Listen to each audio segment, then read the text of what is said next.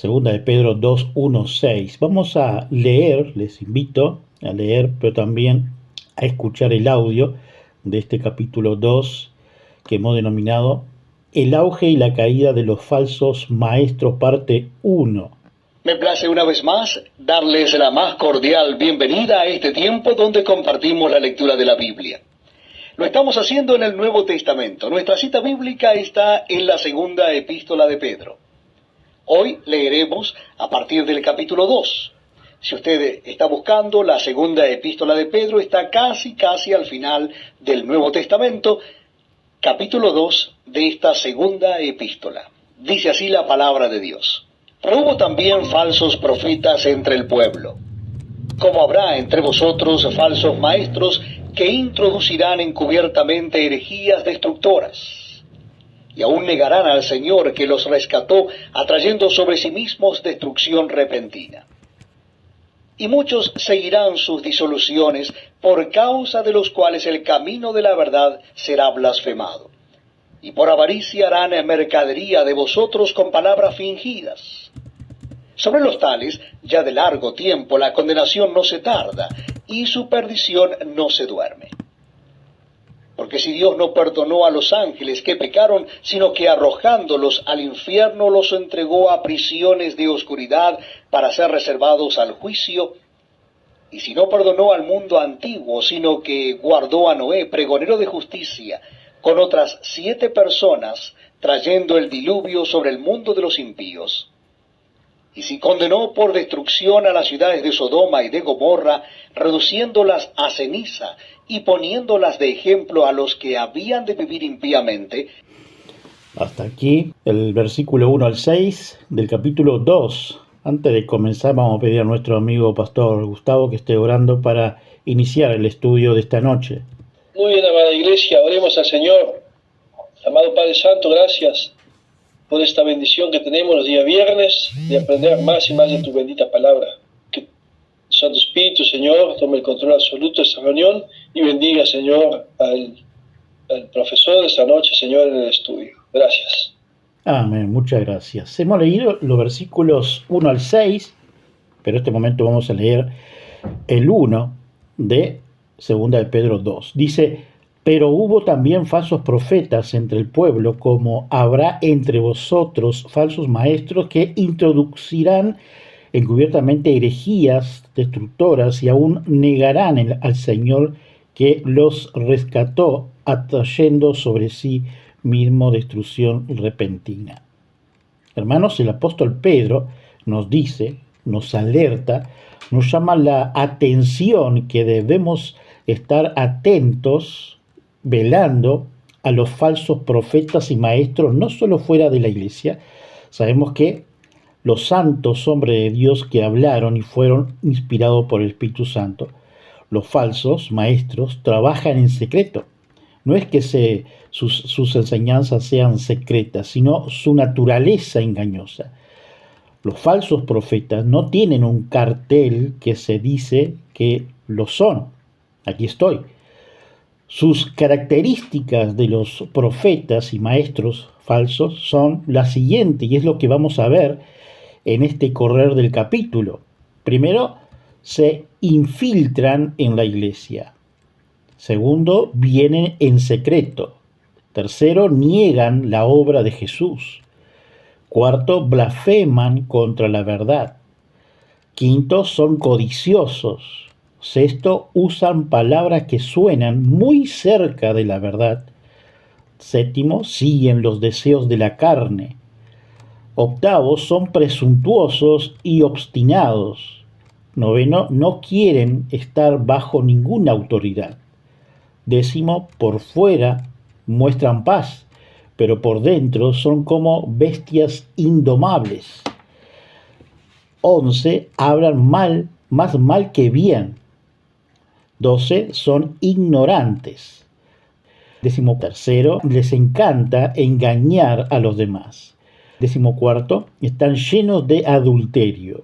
15, no deja de pecar. 16, se aprovechan de los nuevos creyentes inestables.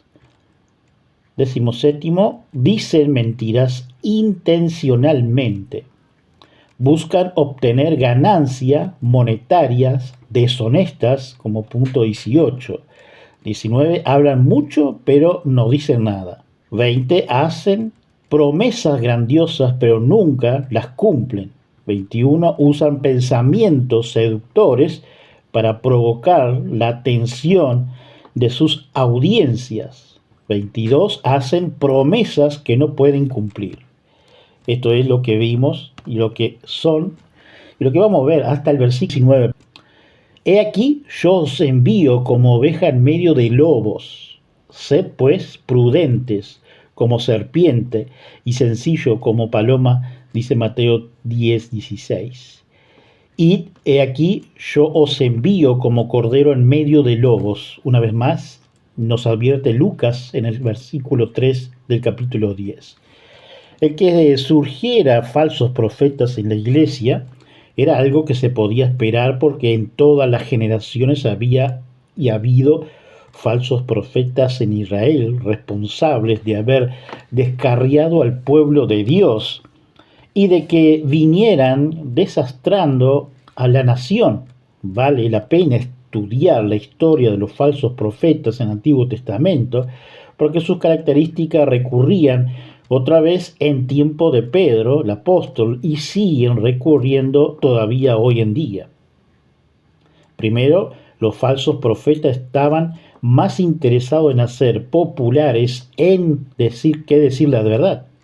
Su política era decir al pueblo lo que éste quería oír. Los falsos profetas decían paz, paz, pero no había, dice Jeremías 6:14.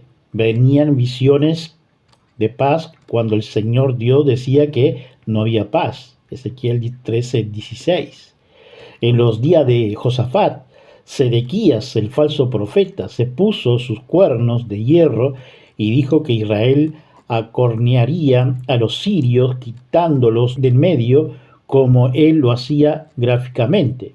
Miqueas, el profeta verdadero, predecía desastres si Josafat iba a la guerra. Por supuesto que Sedequías era popular y se aceptaba su mensaje, pero Josafat fue a la guerra con los sirios y pereció trágicamente allí en el capítulo 22 de Primera de Reyes como referencia. En los días de Jeremías, Ananías profetizó el arrepentimiento, fin del poder de Babilonia, mientras que Jeremías profetizaba que Israel la serviría, y de nuevo el profeta que le decía a la gente lo que quería oír era el más popular. Jeremías 28 nos dice este relato. Diógenes, el gran filósofo, hablaba de los falsos maestros de su tiempo, cuyo método consistía en seguir lo que condujeran al aplauso de la multitud. Una de las primeras características del falso profeta es que él le dice a la gente lo que está queriendo oír y no la verdad que necesita oír. Así nos dice Berkeley en su comentario y en su segundo punto.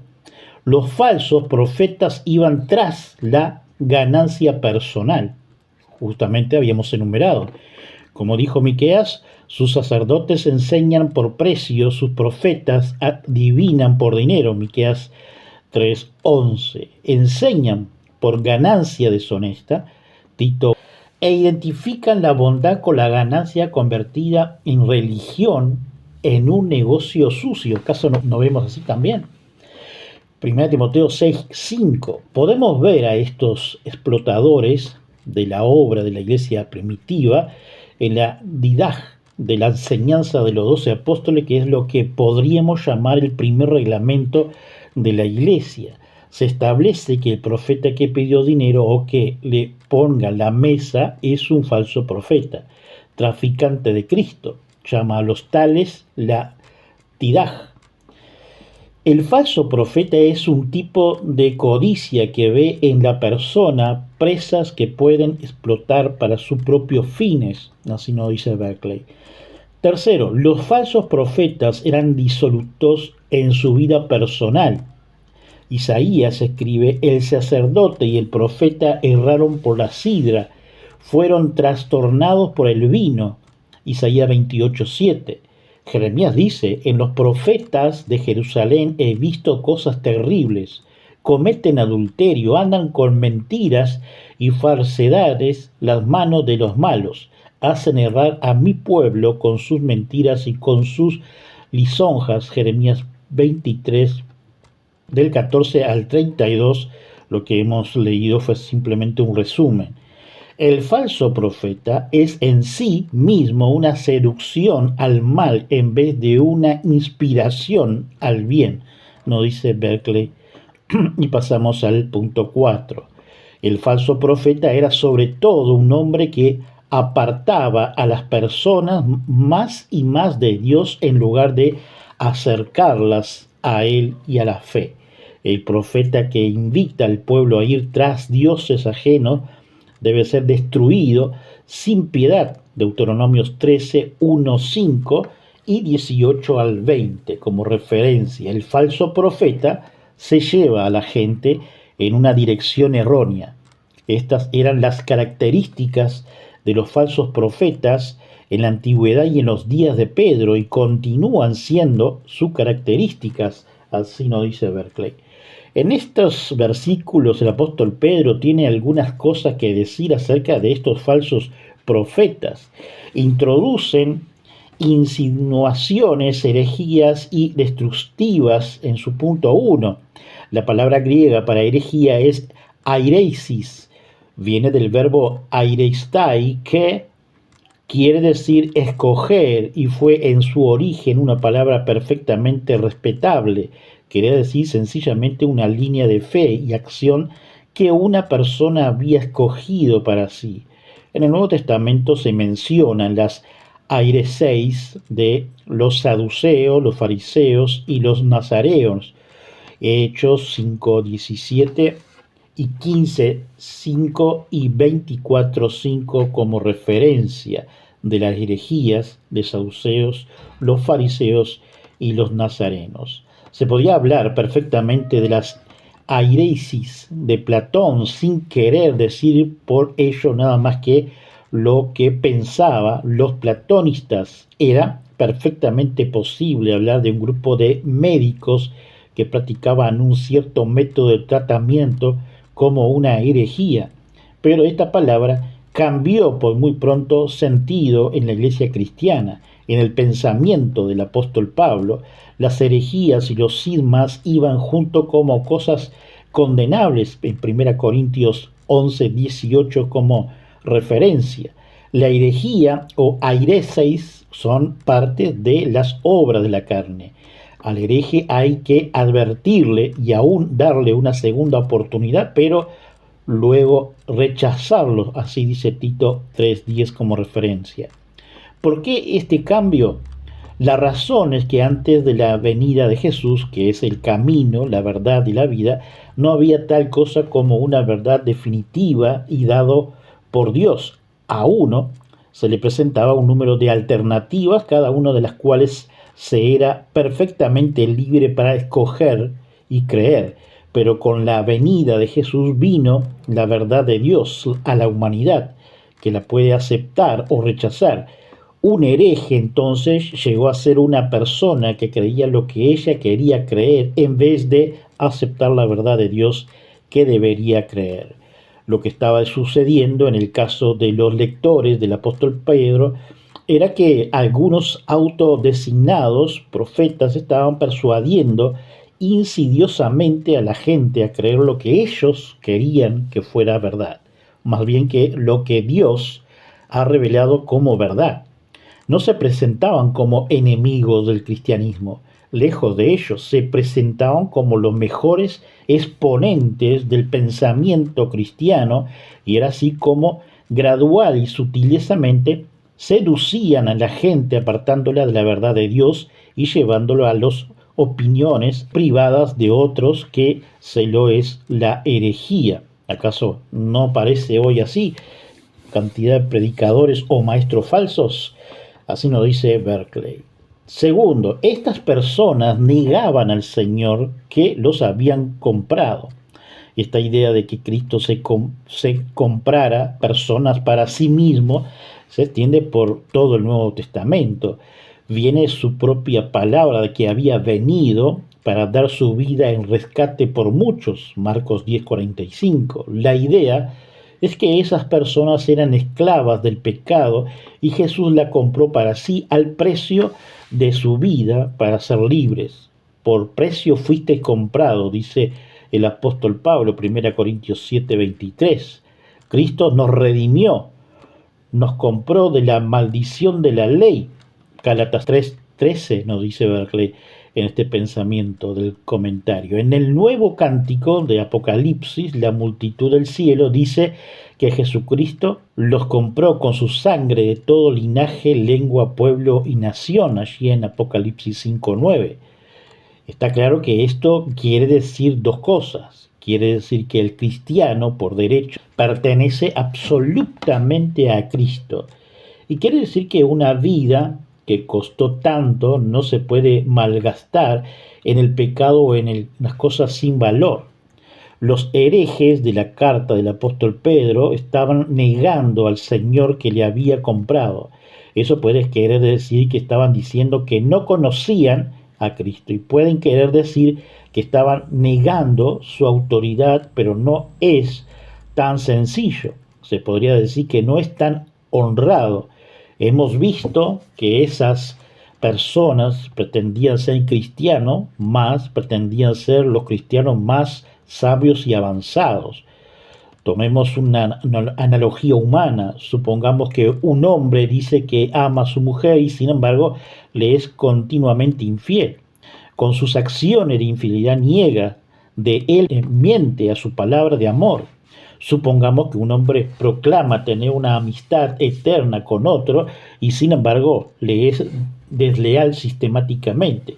Sus acciones niegan, dan el mentir a su protesta de amistad, lo que esta persona que le hacía la vida imposible a los lectores del apóstol Pedro estaban haciendo era decir que amaban y servían a Cristo, mientras las cosas que enseñaban y hacían eran una clara negación de él, de Cristo, dice Berkeley. Tercero, el fin de estas malas personas sería la destrucción. Estaban introduciendo insidiosamente herejía destructiva, pero estas herejías acabarían por destruir a ellos. No hay un camino más seguro a la condenación final que el enseñar a otros a pecar, así nos dice Berkeley. Y por más que nosotros no veamos que estas personas viven como en victoria, ¿no? Porque se dicen ellos, tarde o temprano, al final de su camino, están perdiendo. Dice el versículo 2 de 2 de Pedro 2, y muchos seguirán sus disoluciones, por causa de los cuales el camino de la verdad será blasfemado. Podemos recordar que a los falsos maestros son muy populares y no es preciso nombrar o decir que en el medio en que vivimos en nuestro Uruguay sabemos quiénes son, desde los evangélicos como a nivel latinoamericanos, entre comillas. Mucha gente o multitud que sigue a un predicador no quiere decir que provenga de Dios, quiera que sí o que no, pero una cosa es segura y verdad. Y así leemos el siguiente texto: guardaos de los falsos profetas que vienen a vosotros con vestidos de oveja, pero por dentro son lobos rapaces. Por su fruto los conoceréis. ¿Acaso se recogen uvas de los espinos o higos de los abrojos? Así todo buen árbol da buen fruto, pero el árbol malo da fruto malo. No puede el buen árbol dar malos frutos, ni el árbol malo dar frutos buenos. Por todo árbol que no da buen fruto es cortado y echado en el fuego.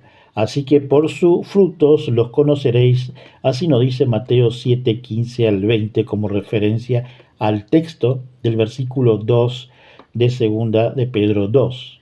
Sabemos que estos falsos maestros, profetas y predicadores siempre estarán entre nosotros.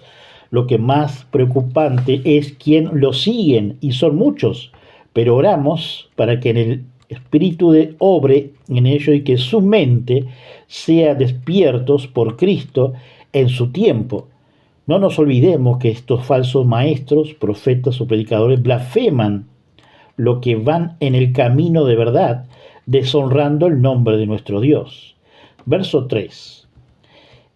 Y por avaricia harán mercadería de vosotros con palabras fingidas. Sobre los tales ya de largo tiempo la condenación no se tarda y su perdición no se duerme. La codicia, que significa a la verdad, dice el diccionario bíblico Mundo Hispano, es el deseo vehemente de poseer o de disfrutar cosas materiales sin prestar atención alguna a la ley de Dios o de los hombres. En Éxodo 20:17, como referencia, donde se dice, no codiciarás la casa de tu prójimo, no codiciará la mujer de tu prójimo. La palabra que se utiliza es chamat, que quiere decir desear o deleitarse en, cuando la idea que se quiere expresar está envuelto al deseo deshonroso de dinero o riqueza. Se usa la palabra betza casi siempre traducida como avaricia. El apóstol Pablo exhorta a los ricos que no poner su esperanza en la riqueza, la cual son incierta la riqueza. 1 Timoteo 6:17, esto es la definición del Mundo Hispano. La codicia significa primeramente un deseo desmedido. Ha llegado a significar un deseo por algo que es inferior en gran escala, un deseo por algo que pretende a otro y los planes de las cosas materiales. En un sentido general significa todo deseo desordenado por posesión mundana, pecadora y natural, tales como honores, oro, etc. Es un sentido más restringido, es un deseo de aumentar lo de un a propósito de lo perteneciente de uno. Los grandes significados, varias palabras que dicen besea, ganancia deshonrosa, pleonexia, el deseo de tener más de lo que uno posee, Lucas 12:15, una pasión o deseo de ganancia, Romanos 1:29, avaricia, filarguria, un descontrol de amor al dinero, 1 Timoteo 6:10. La codicia es un pecado grave, se confunde con la idolatría, Colosenses 3:7, ya que la intención del deseo y la adoración están estrechamente relacionadas. La codicia es la raíz de muchas formas de pecado, de ahí que Jesús nos advierte contra ella tan enfáticamente en Lucas 12:15, es como referencia del diccionario bíblico. En este breve pasaje vemos 4 cosas acerca de los falsos maestros y su enseñanza. Vemos la causa de las falsas enseñanzas, la mala ambición como primer punto. La palabra griega es plenoxia. Pleón quiere decir más y exia viene del verbo exein, que quiere decir tener. Es el deseo de poseer más, pero adquiere un cierto sabor. El deseo poseer más no es un pecado ni mucho menos siempre. Se dan muchas cosas en lo que es un deseo perfectamente honorable, como en el caso de la virtud, del conocimiento, de la habilidad. Pero pleonexia viene a significar el deseo de poseer lo que no tenemos derecho de desear, y mucho menos apropiarnos. Así que puede querer decir un deseo codicioso del dinero o las cosas de otra persona. El deseo concupiscente de algunas personas, la ambición diabólica de prestigio, de poder. La falsa enseñanza viene del deseo de poner las ideas propias en lugar de la verdadera de Cristo. El falso maestro es culpable de nada menos que de usurpar el lugar de Cristo, así nos dice Berkeley. Punto 2. Vemos el método de la enseñanza falsa. Es usar astutamente razonamientos forjados La falsedad se resiste fácilmente cuando se presenta como falsedad. Es cuando se disfraza una verdad, cuando se hace más peligrosa. No hay más que un tropiezo de toque. La enseñanza de cualquier maestro debe resistir la prueba de la palabra y la presencia misma de Jesucristo. Vemos el efecto de la falsa doctrina, punto 3, dice Berkeley. Era doble. Animaba a la gente a seguir el camino de una inmoralidad desvergonzada. La palabra griega es aselgeia, que describe la actitud de la persona que ha perdido totalmente la vergüenza y no le importa el juicio ni de Dios ni de los hombres. Como a veces decimos, no tenés vergüenza, ¿no? Debemos recordar lo que había detrás de esta falsa doctrina. Era la perversión de la gracia de Dios como justificación, no del pecado, sino del pecado mismo. Los falsos maestros le decían a la gente que la gracia es inagotable, que por tanto era libre para pecar todo lo que quisieran, porque para eso estaba la gracia. Esta falsa enseñanza tenía un segundo efecto. Desacreditaban el cristianismo. En los primeros tiempos, exactamente como ahora, todo cristiano era un anuncio bueno o malo del cristianismo, y de la iglesia cristiana el apóstol Pablo acusaba a los judíos de que habían traído descrito sobre el nombre de Dios con sus actitudes y obras, así en Romanos 2:24 como referencia. En las epístolas pastorales se exhorta a las mujeres más jóvenes que se comporten modestamente para la iglesia, no caigan en descrédito. Allí en Tito 2:5. Cualquier enseñanza que repela a la persona del cristianismo, en lugar de atraerlas, es una doctrina falsa y la obra de los enemigos de Cristo. Así nos dice Berkeley. Punto 4. Vemos que el fin último de la enseñanza falsa es que conduce a la destrucción de la persona. Se dictó sentencia contra los falsos profetas mucho tiempo atrás. El Antiguo Testamento pronunció su condenación, su juicio, allí en Deuteronomios 13, del 1 al 5, escrito por Moisés. Podrían parecer que esa sentencia había quedado inoperante o latente, pero era todavía válida y llegaría el día cuando los falsos maestros pagarán el terrible precio de su falsedad.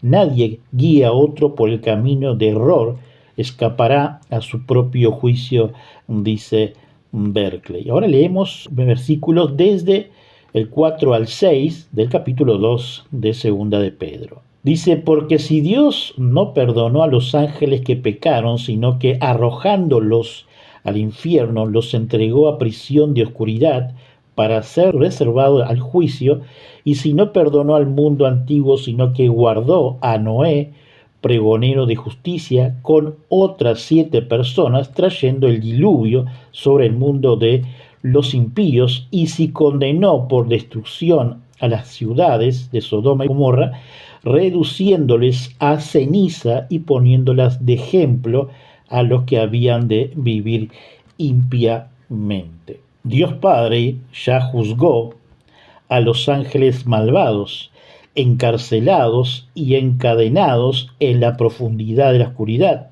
Según comentaristas, concuerdan con evidencias bíblicas que hay ángeles que están libres y actúan en la tierra como demonios a la orden de la voz de Satanás, quien está atado hace años.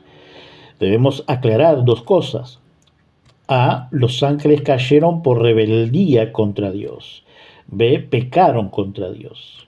Esto es una nota personal. La caída de los ángeles no fue un descuido de Dios, sino que está dentro de los planes de Dios. Allí en Génesis 6, del 1 al 2, dice, y aconteció que cuando los hombres comenzaron a multiplicarse sobre la faz de la tierra y les nacieron hijas, los hijos de Dios, ángeles, vieron que las hijas de los hombres eran hermosas, buenas, y tomaron para sí mujeres de entre los que les gustaban. Desconocemos cuánto durará este periodo de prueba y cuál sería la prueba específica de su fidelidad. Tampoco sabemos cuál fue superado, ni cuándo ni cómo cayeron. Judá dice que no conservaron su estado original, sino que abandonaron su morada, lo cual parece indicar que se sintieron descontentos con su suerte y aspiraron a mayores honores o quizás al dominio celestial. Así dice claro. Esto lo vamos a aclarar cuando toquemos en los versículos 2 de Génesis para la semana que viene. Dentro del plan de Dios, continuando con el desarrollo de los versículos 4 al 6 de segunda de Pedro, capítulo 2, en su gran soberanía y voluntad puso la intención o el pecado de la envidia en el ángel Lucifer, luego llamado Diablo, Satanás, y a la tercera parte de los ángeles para que no estuvieran de acuerdo con la creación del hombre, a la imagen y semejanza de la Trinidad. Sigue diciendo el texto bíblico, pero de Génesis 1:26 como referencia, dice: hagamos al hombre a nuestra imagen, conforme a nuestra semejanza, y ejerza dominio sobre los peces del mar, sobre las aves del cielo, sobre los ganados, sobre toda la tierra, sobre todo reptil que se arrastra sobre la tierra. Génesis 1:26.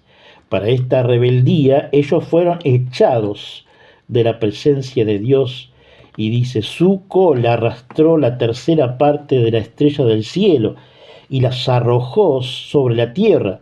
El dragón se paró delante de la mujer que estaba para dar a luz, a fin de devorar a su hijo cuando ella diera a luz, allí en Apocalipsis 12:4. Leemos también el verso 7 de Apocalipsis 12. Entonces hubo guerra en el cielo, Miguel y sus ángeles combatieron contra el dragón, y el dragón y sus ángeles lucharon. Solamente hemos estado leyendo estos textos y no profundizamos, sino que dejamos cuando sea oportuno tratar y analizar con profundidad el libro de Apocalipsis o Revelación de Juan cuando lleguemos allí. Desde la Escritura, en la Biblia, el hombre es inferior a los ángeles en dignidad, pero uno ha testificado en cierto lugar diciendo que es el hombre para que él te acuerdes, o el Hijo del Hombre para que te interese de él. Le has hecho un poco inferior a los ángeles, le has coronado de gloria y honor, y le has puesto sobre las obras de tus manos. Todo lo has sujetado bajo sus pies, porque le sujetó a todo él, no dejó nada que lo sea sujeto. Pero ahora no vemos aún todas las cosas sujetas a él, dice Hebreos 2:6 al 9, y otras referencias también. Los ángeles tienen la tarea de servir a la humanidad. Satanás y los ángeles caídos se negaron a servir. Así nos dice en su desarrollo Spurgeon. Responde que el diablo jamás rechaza la gracia y el amor incondicional, jamás luchó contra el Espíritu Santo en su propio conocimiento, jamás rechazó la misericordia de Dios. Estas cimas cumbre de maldad solo las alcanzan a ustedes que escuchan el Evangelio y sin embargo desechan su precioso mensaje, dice Spurgeon en estos comentarios. Terminamos orando. Señor, gracias porque podemos comprender más de lo que es el mundo, pero también, Señor, de lo que ocurrió allí en el cielo. Señor, gracias porque podemos sostenernos mirando al invisible, pero por medio de tu Espíritu Santo. Sin ti nada podemos hacer, Señor. Gracias, Señor, por mantenernos en tus manos. Señor, también te damos gracias por los presentes, pero también por los que no han podido, que ustedes supliendo las necesidades, tanto espiritual como física. Señor, te agradecemos por tu palabra, pero también, Señor, de más es pedirte, Señor, por las diferentes desplazamientos de los hermanos en diferentes puntos del mundo, valga la redundancia, como también la persecución de las iglesias. Oh, Señor, por las guerras en el mundo, Señor. Oh Señor, tanta maldad también hay en todo el mundo como en nuestro país. Oh Señor, oramos por nuestros gobiernos. Gracias, Señor, porque Somos libres de predicar tu palabra, pero Señor, que podamos predicar, Señor, tu verdadera palabra para que nuestra conciencia y nuestro corazón vea la luz que eres tú, Señor, y gracias por todas las cosas. Amén. Bendiciones, hermanos, saludos a todos.